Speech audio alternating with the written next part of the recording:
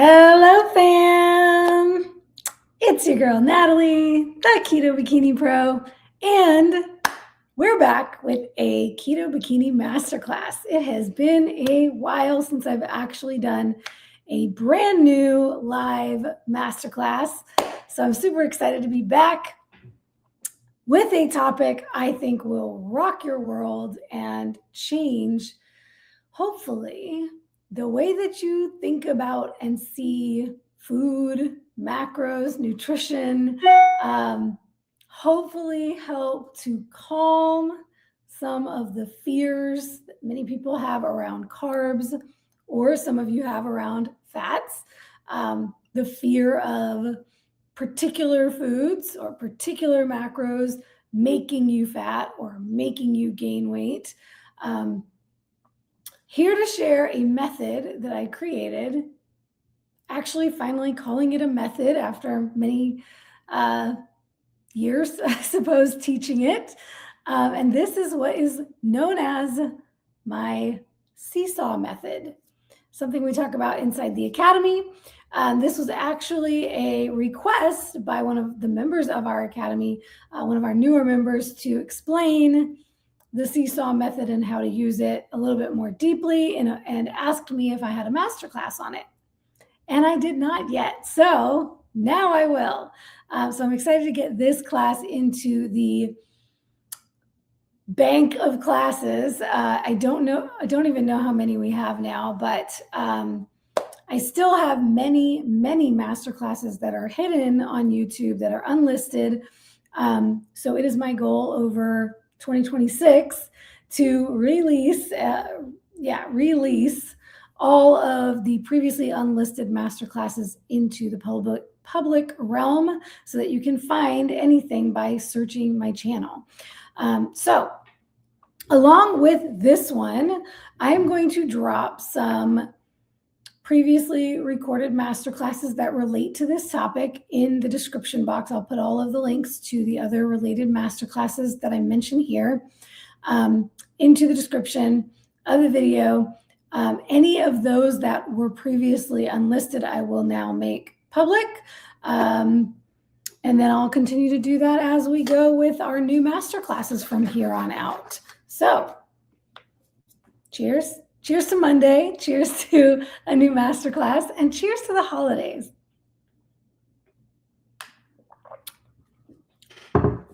All right, let's see. We got some ladies on here live with me tonight. Welcome, Lisa. Kristen is here. Diane is here. Mary Grace is here. Awesome. If you are on the live, drop me drop me a comment. Let me know that you're on with us live.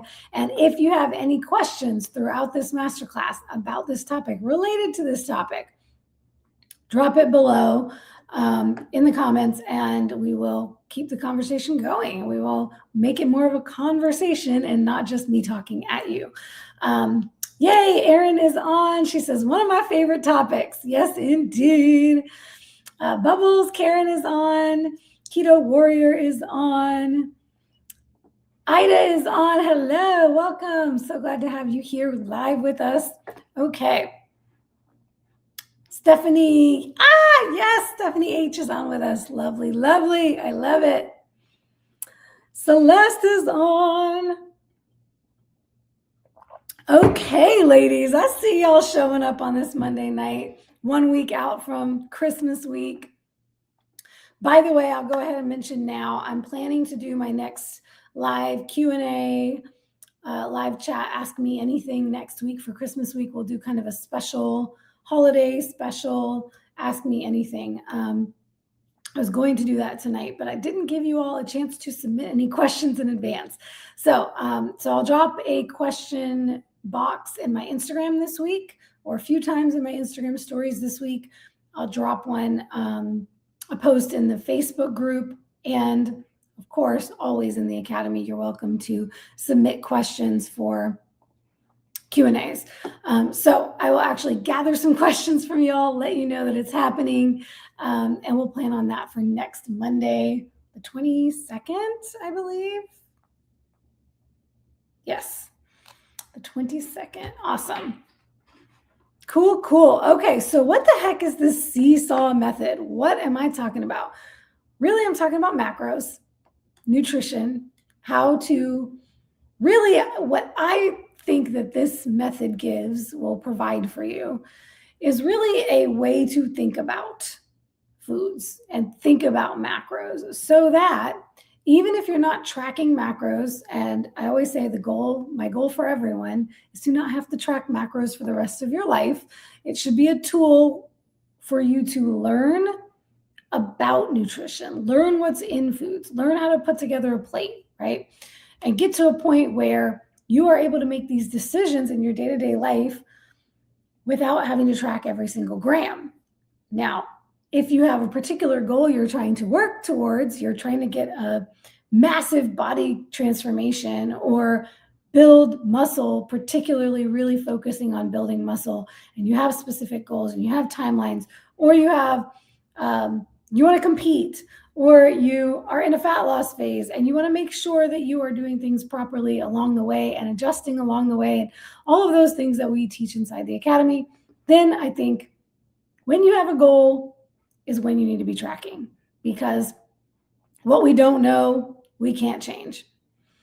But generally for life and for the rest of your life, I want you to be able to think about it, make an educated decision, an informed decision about how to put together a plate or a meal or a day of eating without always having to put everything in the tracker. So that's what this topic is all about today. The seesaw is really the energy seesaw. And this is how I'm going to share a screenshot in a moment of a page of our Academy and Nutrition overview. This is the overview that new members get when they first sign up. There's a video with me explaining this and this document. What I call this is the energy seesaw, carbs and fats. Protein is technically on the seesaw as well. It's a very important part of the seesaw, in fact. So we're going to talk about macros, protein, carbs, and fats, but particularly carbs and fats. So first, let me just kind of set the stage with some background of really what the purpose of tonight's class is all about. Lately, I've been seeing a lot of arguing on social media. Nothing new there, right? Always arguing on social media. But currently, there's this carbs versus fats debate. And that seems to have been, really kind of popping up every time there's a new trend, which happens pretty frequently every, 10 or 20 years or so. So, I grew up 80s, 90s, early 2000s with low fat diets. My mother did low fat diets, right? Most of us, if you lived through the 70s, 80s, 90s, you lived in the low fat diet era. Maybe the 2010s, 2000s, 2010s is where low carb started having a moment, and keto had a moment, and carnivore had a moment. And all of these low carb diets, have really had their 15 minutes of fame, or hopefully last longer than that. But when something new, like when keto first came on the scene, when paleo first came on the scene, of course, there's always these naysayers. And so you end up with this back and forth. And now you have a lot of chatter about low fat all of a sudden again. It's just coming back up.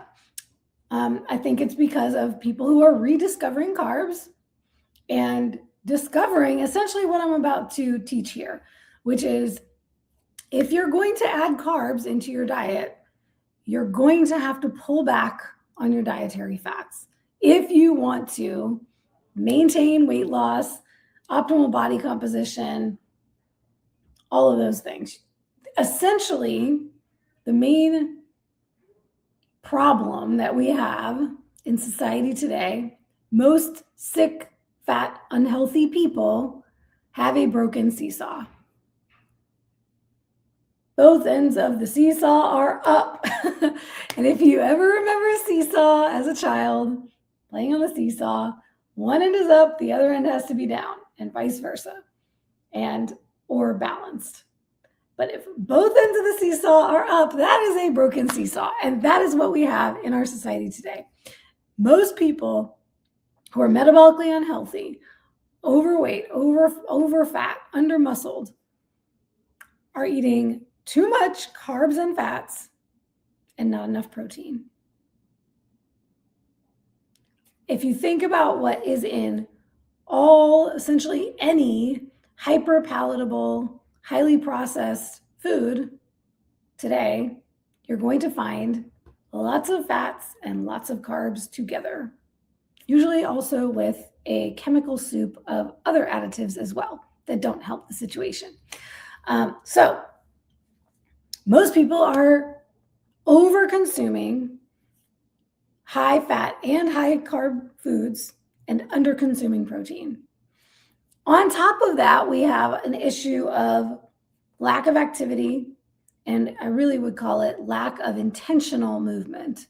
So lack of strength training, lack of the kind of exercise that builds muscle, if there's exercise at all, and or in the context of a sedentary lifestyle. Now you end up with all of the metabolic issues and poor body composition, not the kind of body composition that we want. Too much fat, not enough muscle.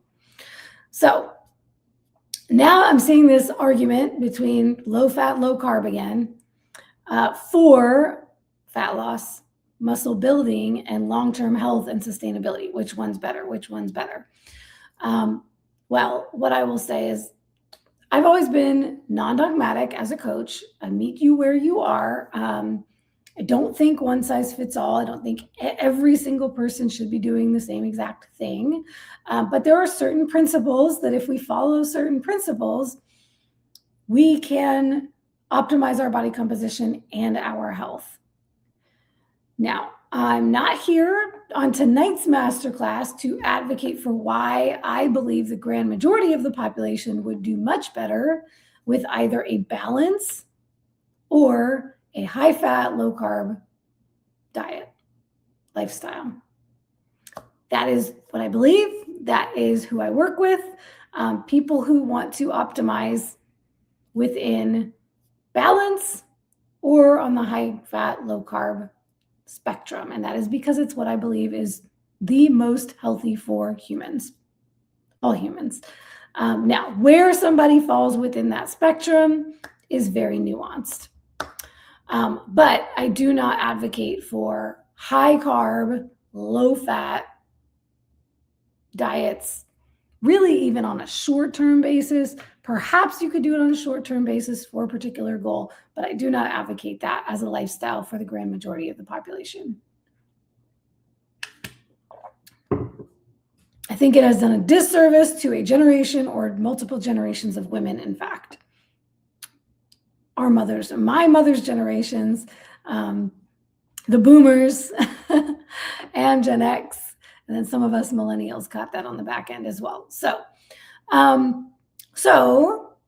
let's see. So this concept of the seesaw and really understanding what this all boils down to is understanding how fats and carbs work in your body, how they are different from protein, why I don't want you just thinking about calories, because different macronutrients, and really even within that, we're not going to get into all the micronutrients and the particular foods on this masterclass, but some related masterclasses that I am going to release publicly about food selection and carb tolerance.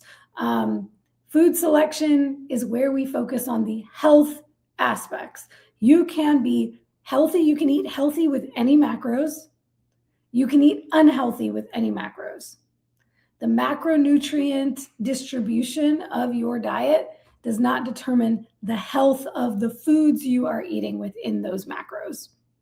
You could eat a high protein, low carb, high fat diet and be doing nothing but protein shakes and keto treats. That would not be a healthy diet.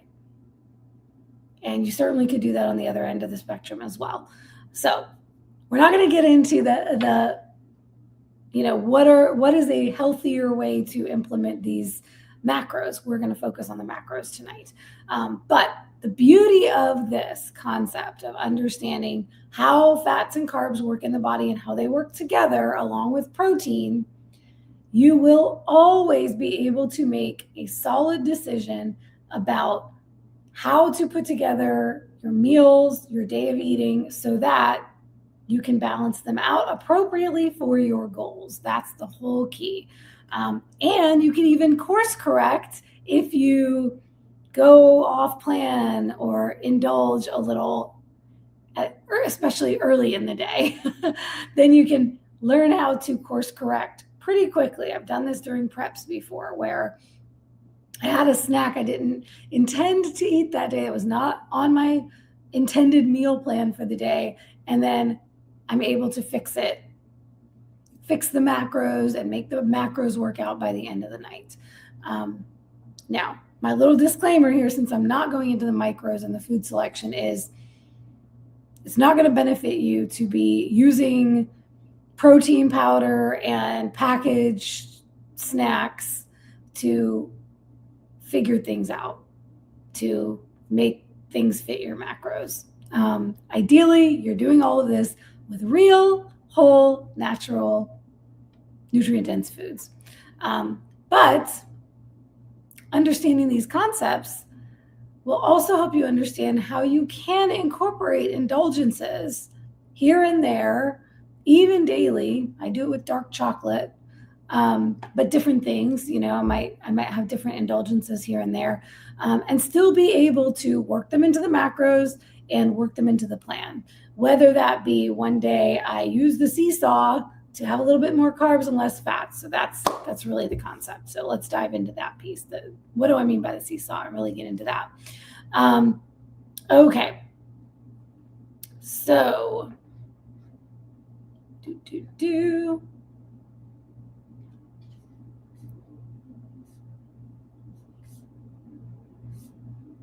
All right. I will just quickly show you this little image here. Oops. Hold on. How do I do that? Oh, what did I do? I turned off my video. I meant to share my screen. Okay.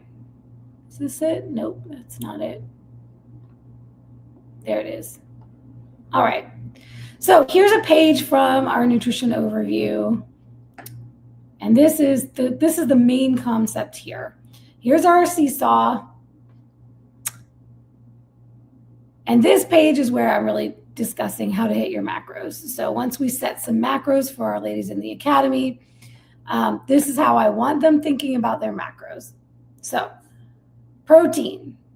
Protein is the base of the Seesaw. You need to hit your protein intake daily. That is the main goal when we are talking about, especially when we're talking about body composition goals. If we have goals of building muscle and losing body fat or burning body fat, one or the other or both, recomp, basically trying to change the shape of our bodies and change the composition of our bodies, protein is key. Protein stays constant. We don't trade protein for carbs or for fats. Earlier in this document, I talked about trade-offs. Where is the trade-offs?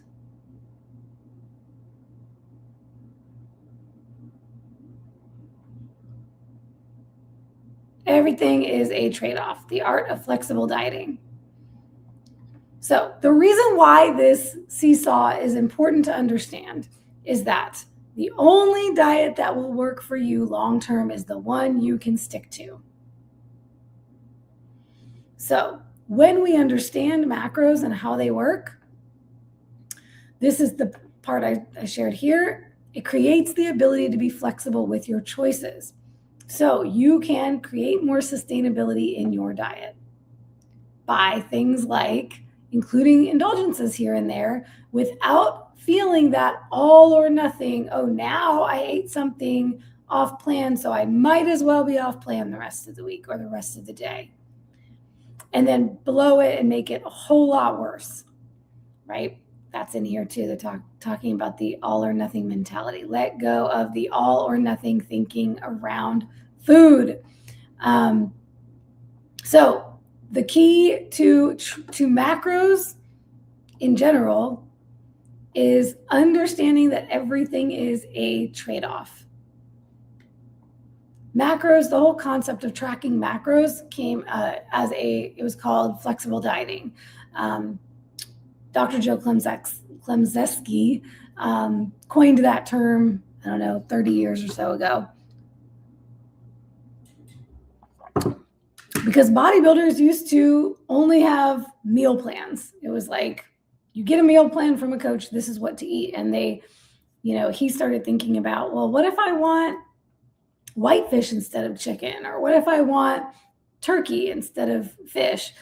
Can't I swap out this protein source for a different one? And then that's where this whole concept of flexible dieting came in, and that's where macros came in. If we look at foods that have a certain macronutrient breakdown, we can swap them out in our day, in our meals, in our meal plans, and still get basically the same macronutrient breakdown for the total day. And we can reach our goals doing that without needing to be so strict, only eating these particular foods that our coach told us were okay. Now, with that being said, this piece right here is the spectrum. I like to talk about the fact that all foods exist on a spectrum. We have most optimal to, let's say, most detrimental. Foods that are doing nothing for you health-wise, that may do something for you emotionally, socially, mentally, which may actually be a good or a bad thing, depending. But then everything's on a spectrum. So considering the health aspect of foods as well, this is why I say you could, if it fits your macros, which became a whole thing a little while back, this concept of IIFYM, where people were fitting in all kinds of junk food and putting protein powder in it, and now all of a sudden they can still hit their macros. That's not what I mean when I say, this flexibility. We want flexibility to not only be eating whitefish and asparagus all the time, that there are lots of other nutrient-dense whole foods we can be consuming that equal those same macros. But the micros do change. The micros change food to food. So certain foods have more micronutrients or different makeup of micronutrients than others. So the simple way to understand the macros piece of it is that, well, let's first back up and just say macros, this is a good way to think about it. Macros are for body composition. Food selection is for health, as I've pretty much already beaten that dead horse here. But if you're thinking about when you start tracking macros, you recognize that everything is a trade-off because you essentially have this bank account of macros. And if let's say you are doing a ketogenic diet, your carbs are set at 25 for the whole day total, and you use all of those up with bread for breakfast. Well, that's going to have implications. Not only do you now have the rest of the day where nothing can have any carbs for you to still hit your macros, but also that bread may have sent you on a blood sugar roller coaster. It may create symptoms. It may create all kinds of other issues when we just stack all of our carbs into one meal like that. So this is kind of backing up the whole concept of macros before we specifically get to the seesaw. But essentially, you can think of your macros as your budget. And many of you who've ever counted calories have likely done this with your calories. You have a calorie budget, and if you're using, and this was what Weight Watchers, right? This is the way Weight Watchers does it with the point system. And I believe their point system is entirely based on calories. Well, when you understand macros, you don't have to worry about the calories. In fact, I don't want you focused on the calories because that's where you end up with a broken seesaw. Because you end up trading protein, which does not do the same thing in the body that carbs and fats do. So let's talk about that. Protein is the base of the seesaw because it is the foundation. Protein literally builds the amino acids you get from the proteins you eat, build your entire body. Everything in your body is made up of protein.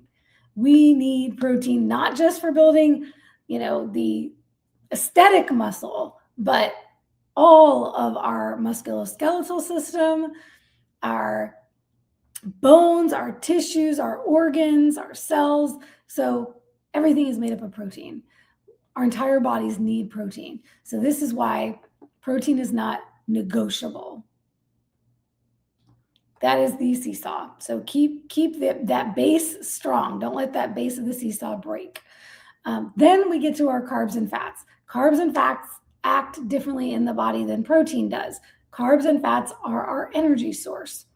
It is where we exogenously take food in and it gets converted into energy in our body so that our bodies can use it for fuel.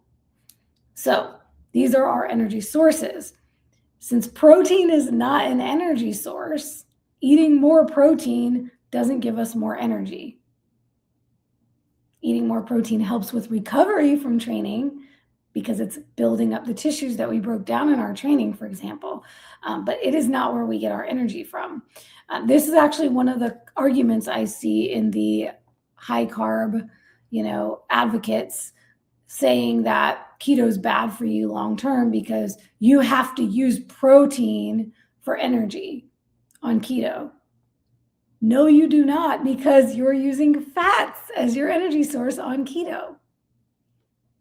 I don't know where this concept of needing to use protein for energy when you have an energy source comes from, other than the fact that I think a lot of those folks do not acknowledge or even recognize that fat is a energy source, just like carbs are an energy source. But this is the most important thing to understand, is that you get energy from carbs or fats or both. So they act the same in the body. In this way, they have a similar role in the body to provide energy. Now, here's a key concept. I think y'all get this with the seesaw. I'm going to stop sharing this now. Okay, here's a key concept to understand. When your fats are high and your carbs are high, there's a bit of a competing energy source here. There is an oxidative priority that happens in the body. So it's what our body oxidizes first and utilizes first. Burns first is a good way to think about it. What is going to get burned first? If carbs and fats are both present together, carbs will be burned first, prioritized first. And the fats that you eat alongside those carbs, or let's say within the same day, for example, if you are eating in an energy surplus, meaning you're eating more fuel from food than your body needs to function, then the fats you are eating are going to get stored as body fat. So this is what's happening in the grand majority of the population that are eating too much carbs and fats and low protein. They're broken seesaw. Even if they were to eat enough protein and still overconsume carbs and fats, this is where body fat comes from. Because all of this energy needs to go somewhere. It needs to be used. Or the body will store it for later. And it gets stored away in the fat cells. So, and you may, if you want to get geeky and go into the science on it, look up the Randall cycle. I'm not going to get into all the science here, but just understand. But I'm not saying you can never have French fries again or a baked potato with butter on it, but that's an example of carbs and fats together, right? The reason why it's not that you can't have that ever is that if you're not over consuming, it's not likely to be an issue. Where it becomes an issue is with overconsumption, because now we have excess and it gets stored as body fat. We can have excess carbs, we can have excess fats without having the other one, or we can have excess of both. And in any case, if we have excess, it will get stored as body fat if we are not active enough to utilize all of that fuel for our body's functions throughout the day. So this is where the sedentary lifestyle comes in. So the way that you can think about this is, and I said in the context of a keto diet, you can utilize this seesaw just as much as a person who may be, let's say, my favorite, paleo, super balanced. I don't know if that's my favorite anymore because I don't do a lot of veggies these days, but I do love a good paleo lifestyle. Okay, so the key is you don't want high carbs and or fats too high in excess, and you certainly don't want your protein too low. So let's see. That's all I wanted to share from that piece. Yes, I closed that so I don't get confused here. So think of carbs and fats as your energy sources, protein as your building blocks.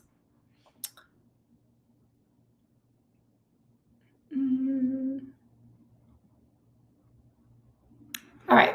I don't even need to go into all of that either. Good. I didn't want to completely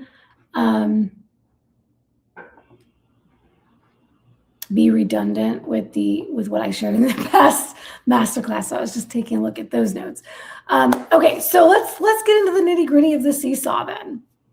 Let's say you're pretty much carnivore for the most part, right? Your carbs are like 10 grams or less all the time, and then your protein is nice and high because you're working on building muscle, and maybe you're doing a 1-to-1 protein to fat on your carnivore diet with very, very practically no carbs. Let's say there's a special occasion and you have an opportunity to indulge in some carbs. I was going to say French fries because that's one of the first things I think of when I think of indulging with carbs, but that does carry with it some fats. But we can still use that as an example. Let's say you're going to get your regular burger without a bun, the way you always get it, or however many patties, like when we go to Five Guys. But this time you want to get fries. All right. You have some things to think about. Either if this special occasion is coming up, it hasn't happened yet, and you can plan ahead. This is the best situation to be in. You can plan ahead. You can plan for a leaner day throughout the day so that you can trade some of your fats for carbs. This is where the seesaw concept comes in. So even in the context of a carnivore diet, if you decide one day you want to have some more carbs for whatever reason, you can plan ahead and you can trade fats for those carbs.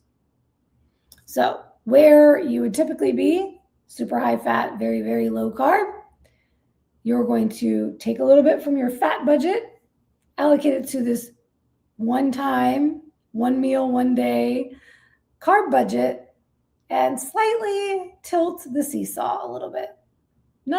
Probably not totally balanced, certainly not the total other direction, but just going to slightly lower that fat and bring up those carbs. What does that look like? Here's the simple formula. And the reason why so many people and so many trainers are going to tell you that high carb and low fat is the way to go is because fat carries twice as much energy as carbs. It's a 2-for-1. That's the way to think about it. You get twice as much energy from the same amount of fats as you would from carbs. What do I mean by that? 10 grams of fat. We're going to have to bring the calories in here, y'all. Sorry. But 10 grams of fat is equal to 90 calories, right? 10 grams of carbs is equal to 40 calories. So it's not a perfect 2 to 1, but it's very, very close. 40 times 2 is 80. So, 90 divided by 2 is 45. So basically you can think of it like a 2 to 1. That's the easiest way to do it without having to get out a calculator. So if you want to have an additional 20 carbs to fit in those French fries, then you would take your fats and you would trade 10 grams of fats for 20 grams of carbs. Because 20 grams of carbs times 4 is 80. That's 80 calories.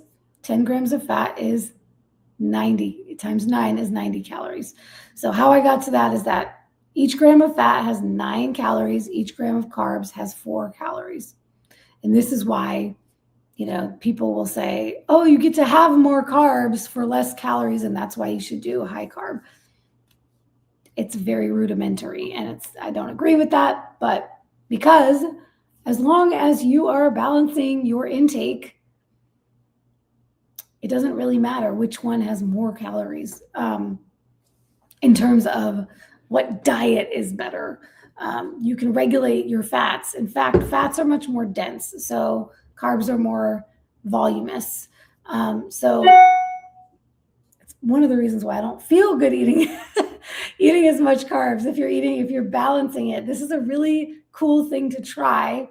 I'm going to tell you in a second who is a good candidate for this and who is not. But it's a really cool thing to try, because what you'll understand, what you'll notice is that because fats are very energy dense, 10 grams of fat is a very small amount, like volume wise. 1 tablespoon of an oil, a fat that you cook with, beef tallow, whatever, that's like 13, 14, so anywhere between 12 to 15 grams. 1 tablespoon. So now we're talking over 100 calories for 1 tablespoon of an oil versus, I'm trying to remember now, I'm trying to think of how much sweet potato that might be. Let me plug that in so I can give you like a visual. Mary Grace could probably tell me because she's been the sweet potato queen lately. But let's say we wanted to do 20 grams of carbs from sweet potatoes. That would look like, wow, it's like 3.5 ounces. Yeah. So about 100 grams of sweet potato, which is 3.5 ounces. Probably about this size. This size sweet potato. Which would probably be about maybe a half of a medium sweet potato. Let's see what Chronometer says. A medium sweet potato. 1 medium sweet potato, a whole medium sweet potato would be 30 grams of carbs. So half of a large sweet potato would be that 20 grams. That's a lot more volume than what you'd get for, and that's only 80 calories, right? So that's like what, half a tablespoon of oil would be the equivalent. So if you think about it like that, it's a lot more food for the, because it's less calorie dense with more food. And so that's where a lot of bodybuilders lean into, is that they want more volume in their meals. So, hey, all of you volume eaters, if you're struggling on keto carnivore because you're missing the volume in your food and you are metabolically healthy, you're not concerned about your blood sugar, you don't have concerns about blood sugar, and you are not concerned about your relationship with food, you have a healthy relationship with food, then adding in some carbs and pulling back on your fats might be a good idea for you. However, I'll say in most cases, when somebody says that they're a volume eater, what they really mean is that they are a binge eater. And I could do a whole other class about that. I'm not even going to get into that right now, but I think there's much more mindset work that needs to be done there. And you can bulk up your meals as much as you want, but there's a food behavior issue that needs to be addressed. So that's a topic for another day. Maybe we should do a whole masterclass on volume eating. But okay, so let's see. Getting back to who is a good candidate for it for utilizing the Seesaw? How and when, right? Who, how, and when.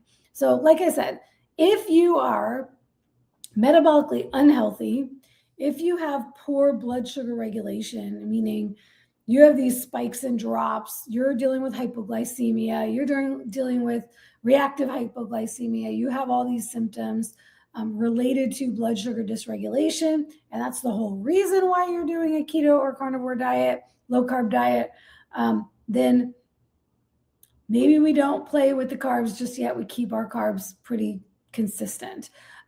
If you are not fat adapted, so you're new to keto carnivore and you're doing it for a particular reason, why you want to you want to go high fat and lower carb, or low carb or keto carnivore levels of carbs for a particular reason, cognitively, health-wise, or because if you eat a strawberry or a piece of sweet potato and it makes you want to eat all the pies, and you are not yet in the place where you can separate healthy carbs from junk food because of a relationship with food issue, this is not for you. Okay, so deal with those things first. Let's see. For those who would be good candidates, you are healthy, you are fit, lean, you have reached your body composition goals, at least let's say that first goal.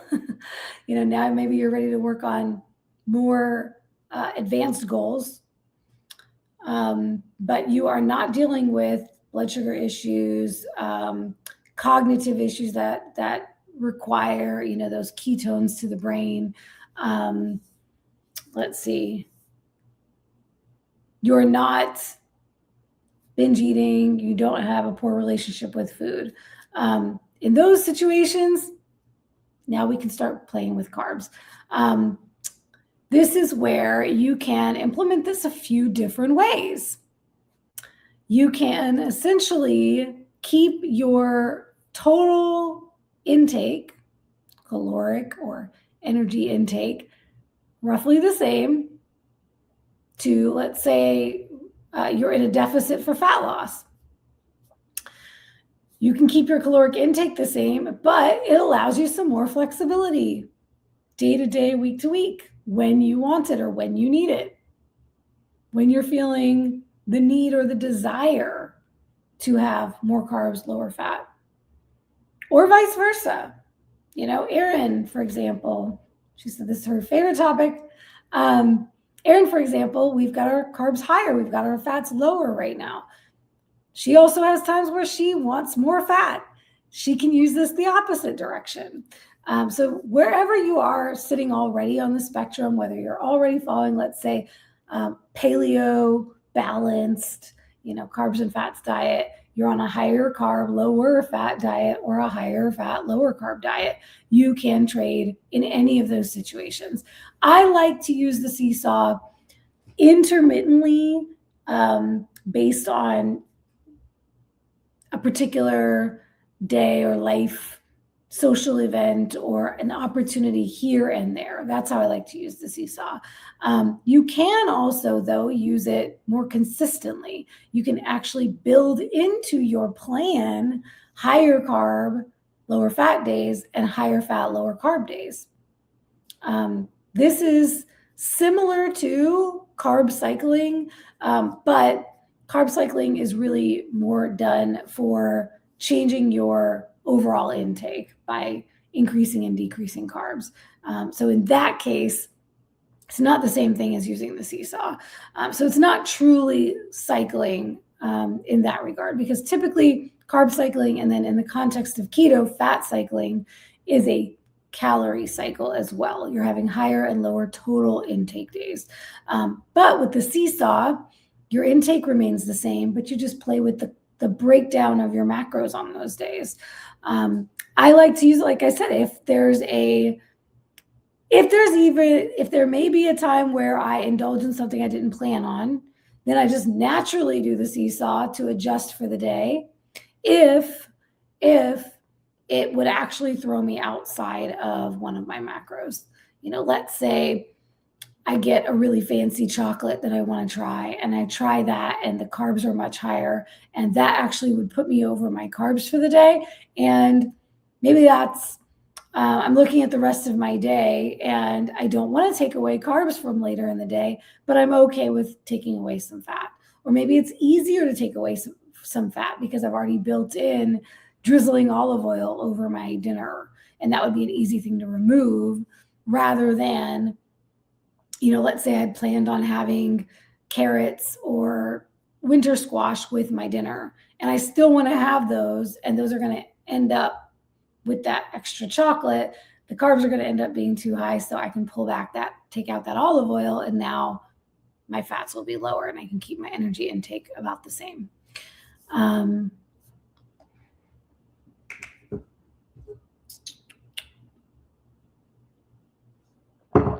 Let's see.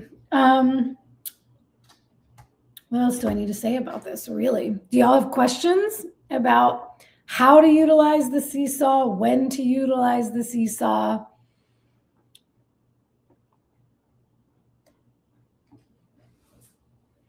The math.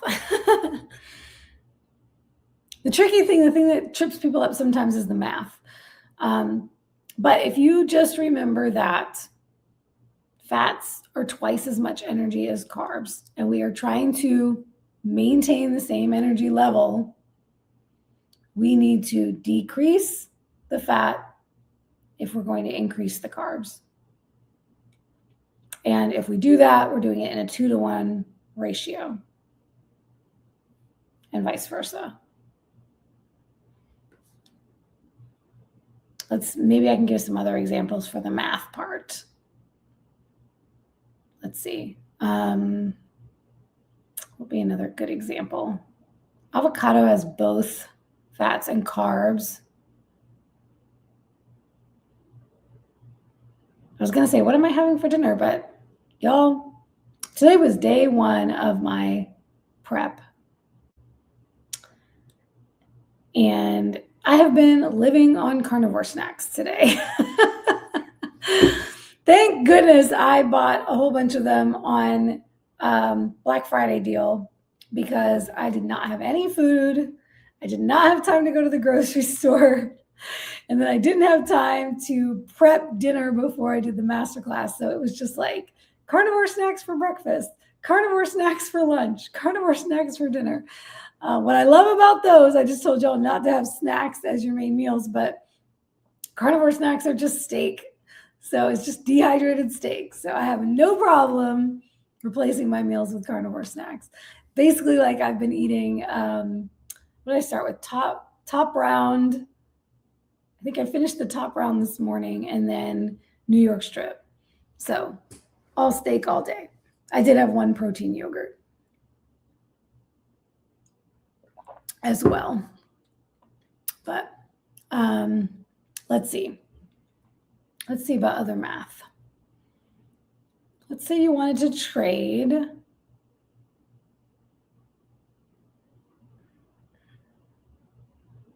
You could trade a higher fat ground beef, like an 80-20, for a 85-15 or 90-10.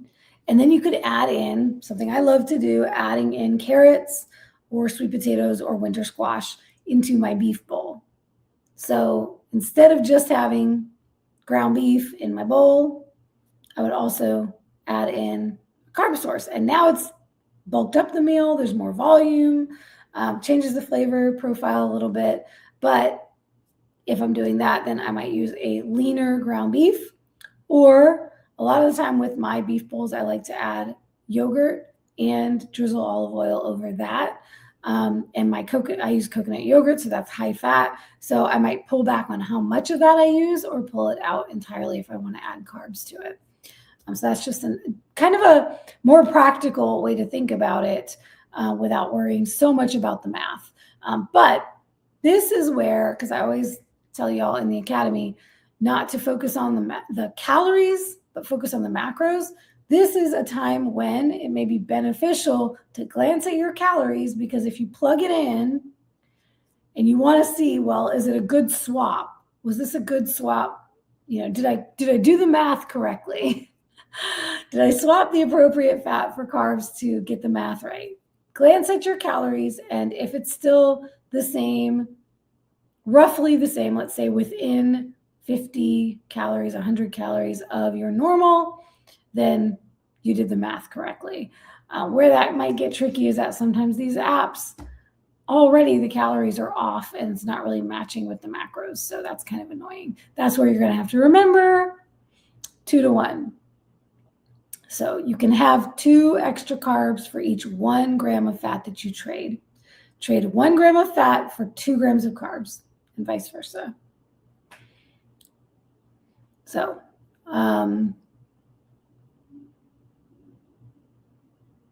hope that helps. Let me know if you have tried this before, if it's worked for you. If you have more questions about it, this replay will stay up. So feel free to drop a question in the comments. If you have a follow-up question, I'll add follow-up questions to my live chat next week. Ask me anything, and we can dive deeper if you are confused about any of it. But does anybody think you're going to give this a try? Have you tried it before? And if not, will you give it a try? Let me know.